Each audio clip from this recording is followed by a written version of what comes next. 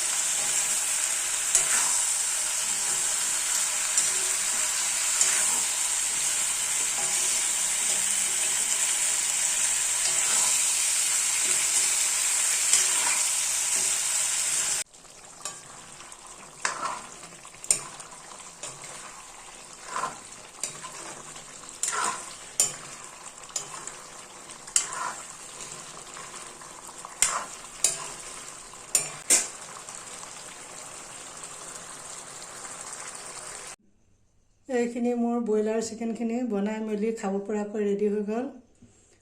আপোনালোকে যদি এনেকৈ জালি কোমোৰাৰ লগত খোৱা নাই, এবাৰ বনাই খাব, নিশ্চয় খাই ভাল পাব। আজিলৈ ভিডিঅ'টো ইমানে, বাই বাই।